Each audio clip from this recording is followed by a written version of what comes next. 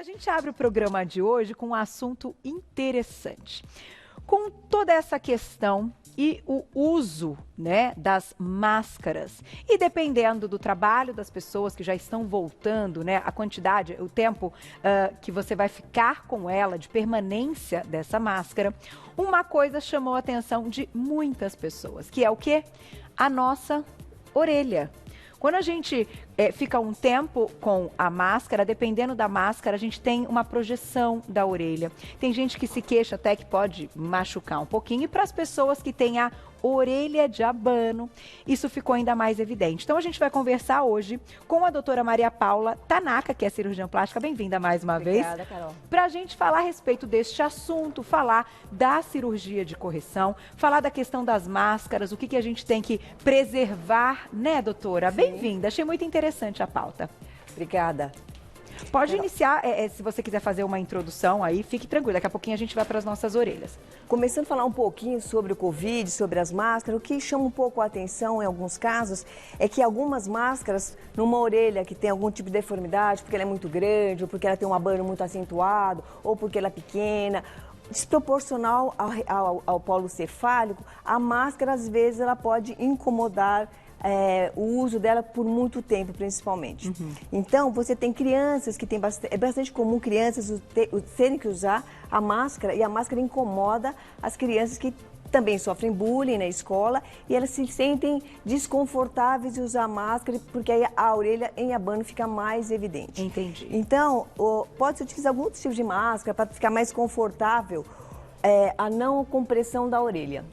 Mas, de qualquer forma, o problema maior que a orelha em abano, seja ela porque tem uma projeção mais anterior, ou se ela é maior, muito maior do que deveria em relação ao polo cefálico, ou porque ela é menor, ou porque ela tem uma deformidade por um trauma, por um tumor, por uso de alargador, por até uso de brinco, às vezes muito pesado, faz a ruptura, né, do lóbulo de orelha. Então, tem várias alterações que podem acontecer numa orelha que tornam ela deselegante, chamam um pouco a atenção. As crianças, em particular, sofrem muito bullying. Então, seria muito interessante, em alguns casos, indicar a cirurgia. E quando que ela está indicada em crianças? De preferência, crianças, obviamente, que têm que estar saudáveis e tem que ter acima de 5 anos. Tá. Porque aí o tamanho já está mais próximo do adulto, né?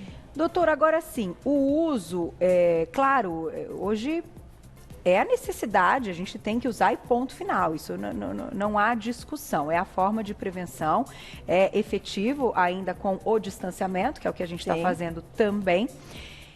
Porém, ela pode deformar essa orelha, então assim, a pressão desse elástico, a projeção que a orelha ganha, pode com o tempo e o uso, claro, dependendo do número de horas que a gente vai ficar com a máscara, mudar alguma coisa da orelha e assim ela ficar mais projetadinha?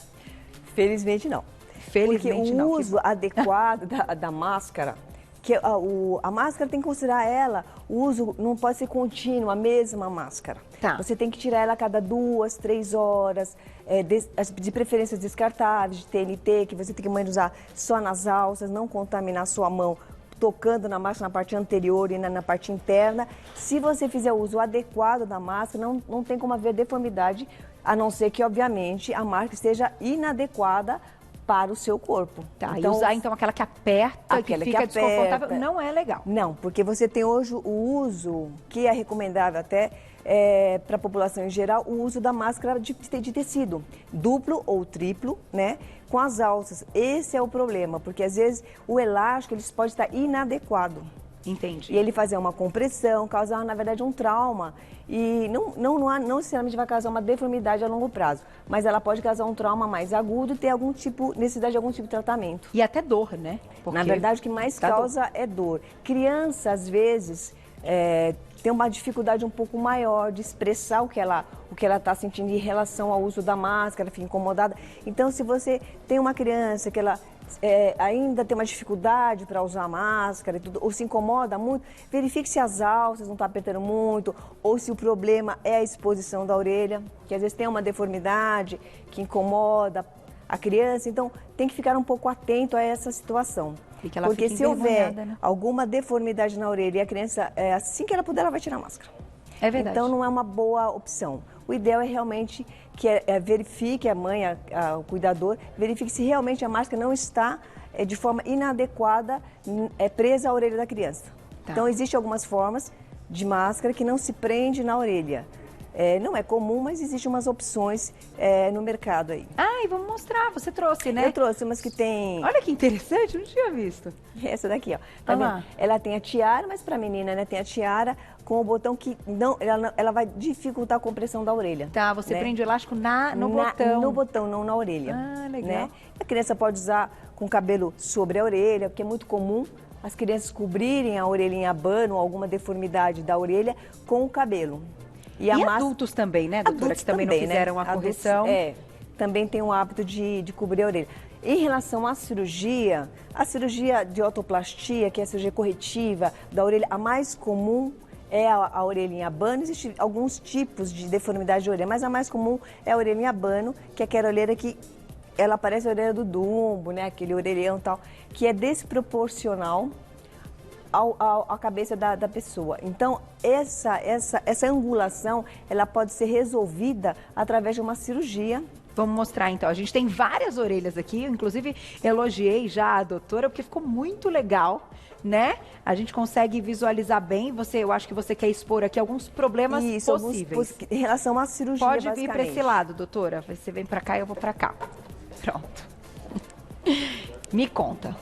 Então, assim, as orelhas em abano, que causam muito desconforto, bullying para as crianças e tudo mais, existem várias deformidades. A macrotia, que é a orelha grande, a microtia, que é a orelha pequena, a orelha em abano, a orelha que parece uma conchinha, que é só o polo superior da orelha, que ela se curva anteriormente e faz uma deformidade um pouco desagradável. A pessoa não consegue usar o cabelo preso, porque a ponta da orelha sempre fica aparecendo através do cabelo. As mulheres se incomodam muito mais com isso. Existem algumas situações como o apagamento de uma curva que é natural, que é chamada hélice, a anti-hélice, ela é apagada, ela como se ela não existisse. Ou ela é muito pequena ou ela não existe. Isso faz com que a concavidade da orelha fique muito acentuada. E desta forma, a orelha fica um pouco mais aberta em relação ao crânio. Então, ela fica chamada orelha de Dumbo, a orelha em abano. Tá? São problemas diferentes, mas a correção, então, a cirurgia de correção é a mesma. O nome chama autoplastia, mas ela trabalha esses pontos de forma conforme a necessidade. Então, dependendo da deformidade, é uma orelha que tem um polo superior um pouco mais avantajado, às vezes ele tem um apagamento, inclusive, da hélice da orelha. Então, tem várias deformidades que elas são corrigidas de uma forma em conjunto numa autoplastia. Pode até ser a plástica do lóbulo da orelha também, que isso é um outro assunto, que é o uso de alargador, o uso daquele brinco pesado. Ó, tem um aqui com alargador, ó. Depois eu posso mostrar. Que é um alargador. Olha que interessante essa. Se quiser, Carol, você pode tirar só para mostrar, tira o alargador? Esse medidor. Que não é bem um alargador, a gente colocou um medidor. Não, ficou fantástico. Para poder manter a forma. Então, só para vocês entenderem que o alargador, às vezes, é muito bacana na juventude. Passado um tempo, às vezes, a pessoa fica um pouco descontente com esse formato, porque a orelha fica muito flácida, né? O lóbulo muito alongado. E realmente o diâmetro do alargador ele não vai reverter. E dá para corrigir? Dá para corrigir. É uma cirurgia relativamente simples, que é lobuloplastia, que pode ser feita. As cicatrizes elas são bem colocadas em sulcos, de uma forma que ela seja menos perceptível. Em geral, as cicatrizes da orelha, elas são de boa qualidade. Não costuma se ter muito problema com cicatriz em orelha. Porque o tecido, ele favorece bastante a cicatrização. E é uma cirurgia considerada rápida e até a questão da ida para casa, então, nesse momento? Sim, as cirurgias, as otoplastias em geral, lobuloplastias, as otoplastias em geral, elas são de baixo risco, pequena permanência, em média, 12 horas, de 6 a 12 horas em ambiente de internação. É feita a grande, imensa maioria, ou anestesia local e sedação, eventualmente uma anestesia geral.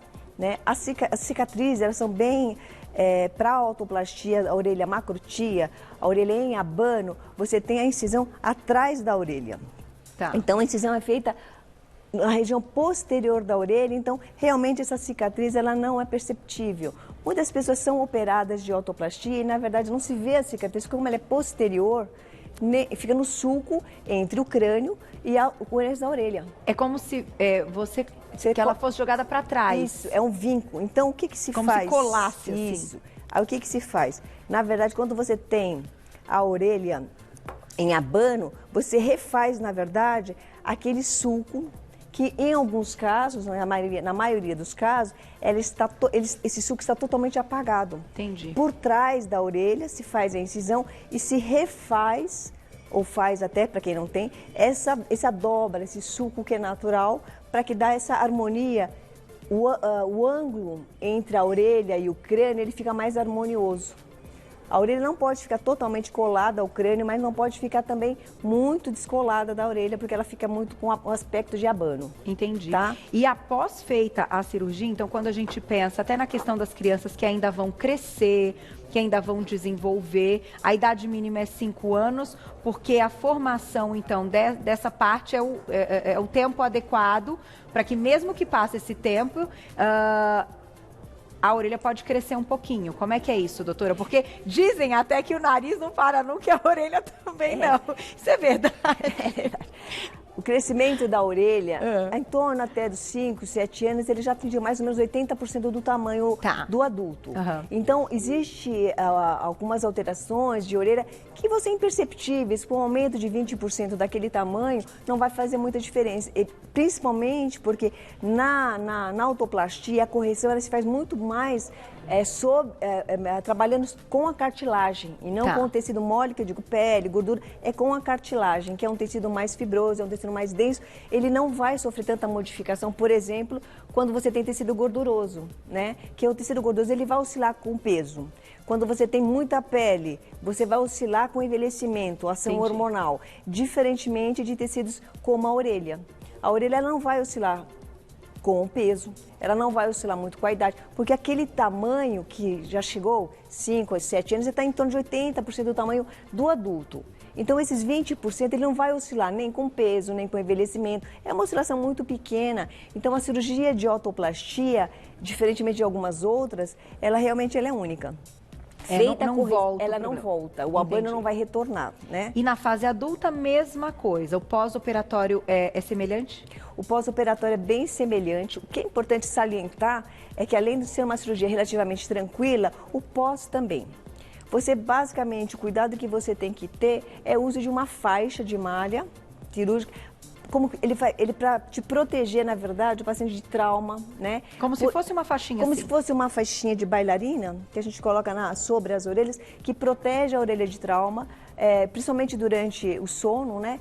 É uma cirurgia que tem uma dor considerada leve, de leve a moderada, então é importante que a criança, se for o caso de criança, saber um pouquinho que vai ter um pouco de dor, que as medicações convencionais, habituais, elas combatem a dor de forma muito tranquila, né? Os curativos devem ser feitos bem pouco assim a complexidade do curativo, que é retirada só da gase, colocar uma pomadinha com antibiótico na região da incisão, ou seja, atrás da orelha, manter limpo, seco. É importante salientar que a orelha, por ser uma cartilagem, o risco de infecção atrapalha um pouco mais no sentido de evolução, né? Não é uma boa opção, não é uma boa coisa quando você tem infecção. Então, o uso, sim, da higiene, o uso de antibiótico no pós-operatório, ele é fundamental. Porque a cartilagem, numa situação desagradável de intercorrência, como um hematoma, que é um sangramento, infecção, uma inflamação, ele pode causar algum tipo de deformidade na cartilagem e deformidade na forma da orelha no pós-operatório tardio.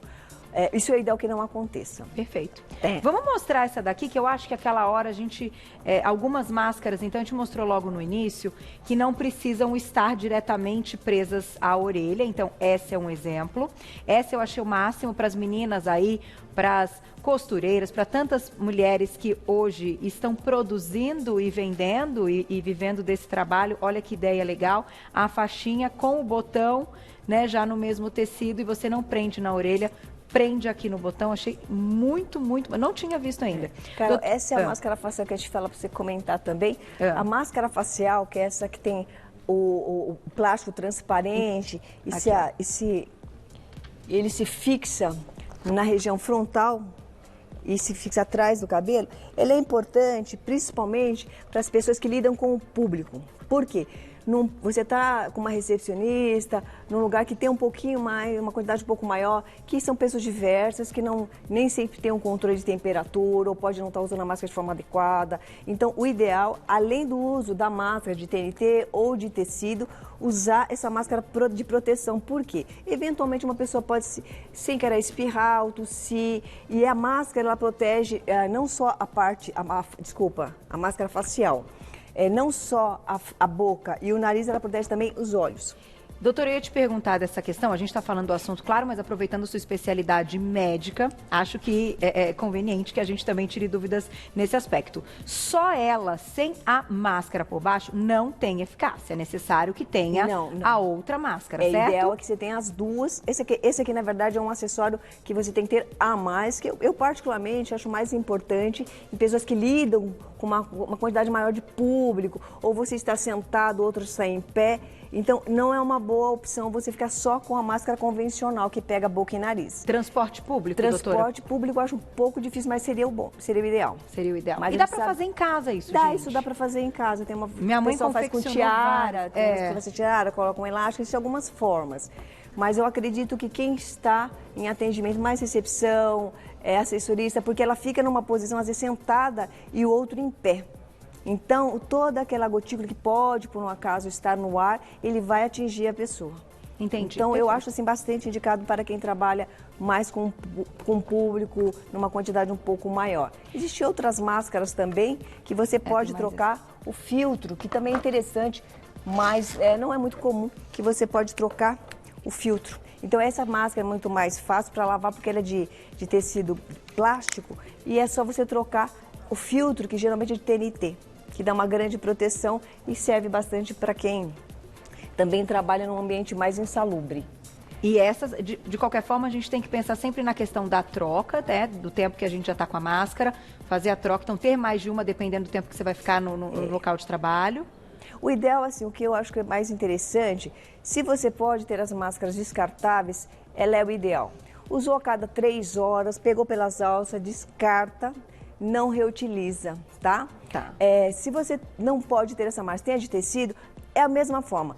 Pega um plastiquinho, tira a máscara, não coloque a mão na máscara, nem na frente, nem dentro. Não coloca a mão no tecido, coloca a mão nas alças, nos elásticos, dobre a máscara, coloca num saquinho plástico.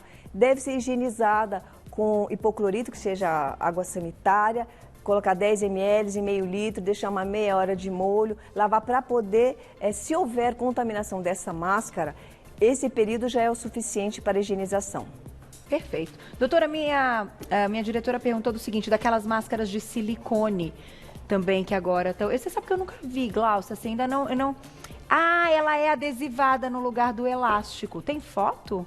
Eu ainda não vi, não sabia.